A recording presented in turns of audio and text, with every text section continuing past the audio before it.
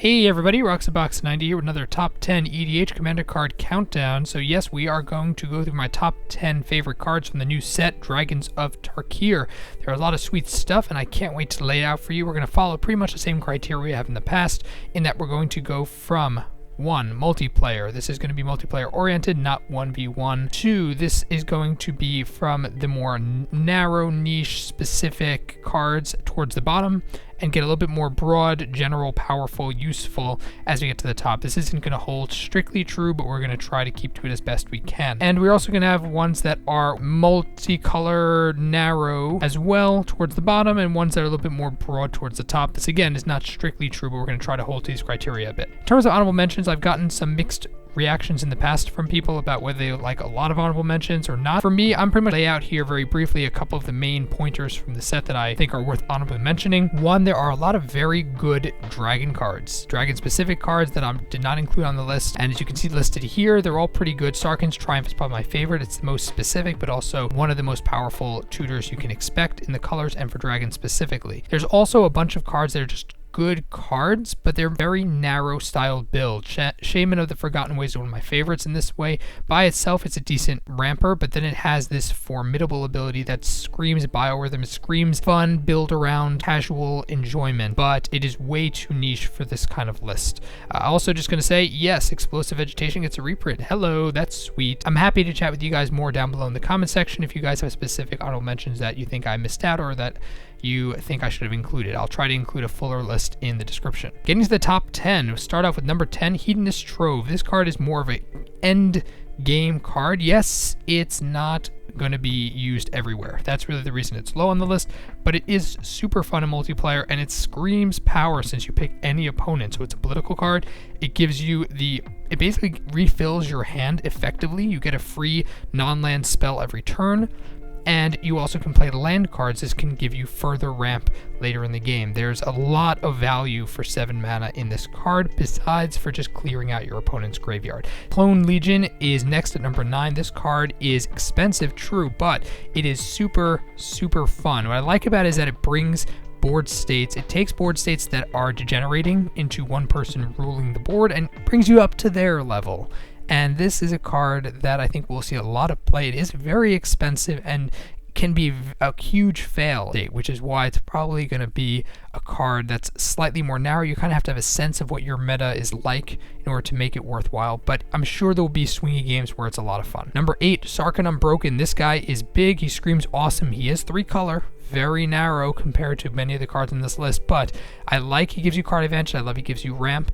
His 4/4 dragon ability is not super relevant in Commander, but every single turn or almost every turn in a format where people are not going to want to instantly remove him, unlike other planeswalkers, could potentially swing the board in your favor. And of course, in dragon specific decks, this card is going to be hilarious and awesome. Number 7, we have Profound Journey. This card is very strong. I like how after sweepers, which in Commander most of the time, multiplayer Commander turn 5, turn 6 is when sweepers start hitting. This card lets you come back. You get 2 permanents for the price of 1. And I think since it's any permanent, 7 mana is completely validated. It's a very flexible card and is definitely super playable. Volcanic Visions is number 6. This card, you might seem a little weak at first glance, but at second glance you realize you get a card back in your hand, which red doesn't often have, and allows you to do damage across the board.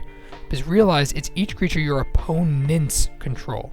The S at the end of opponent matters a lot. It means it's going to act as an effective sweeper while also giving you a card advantage. It lets you get a card back from your graveyard. Red has very few of these kind of cards. Having them both in one is super sweet. Number 5, we have Dragonlord Mocha. Yes, he's got a giant chin for some reason. I don't know. I always thought it was a beak until... Anyway, big creature, can't be countered. The fact that he prevents people from casting spells on your turn is going to shut down a lot of control players, which is very nice for most players who are running creature heavy decks. It's a fun card that will act politically at most at metas that have variance to them, but he himself is a decent flyer creature that decks would probably just want to run in and of themselves as a beater card with a very nice ability protecting yourself from the entire field. Number 4, we have Damnable Pact. The Mana Source has spoken about this card. You guys should probably just check out his incredibly detailed video. He goes to like every possible variant of this card.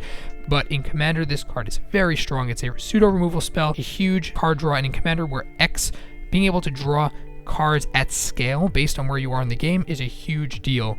This card definitely fits that. Number 3, we have Gnar Set Transcendence. She's super sweet and very powerful. I don't have to go through everything. All of her abilities are important in Commander, but she is a little bit narrow. 1, she's multicolor, which limits her use. 2, she's very much focused on decks that have non-creatures orientation, which means they're pretty much control decks, maybe combo decks. Creature heavy decks are not going to want to run her, which is fine for these colors, but there are lots of flicker decks. There are lots of decks that would want to use creatures or a good mix of creatures. She's going to want to be seeing playing decks that are a little bit more spell heavy. That narrows her a bit, the multicolor narrows her a bit, but of course she's incredibly powerful, all her abilities across the board. Number 2, Silumgar's Command. The only command I think is immediately Commander multiplayer able. The fact that it's 5 mana works fine in Commander because it gives you such incredible flexibility. All 4 abilities are relevant. -3/-3 takes out utility and small commanders. Returning a permanent is exactly, you don't want to return just a creature, you want to return any permanent on the field. Non-creature spells, very viable, and then destroy a planeswalker is super important. Commander, every single ability is important in multiplayer Commander, and yes, it is multicolor. That's why it's number 2 basically, but it is super useful. Tons of decks will want to run this immediately. Number 1,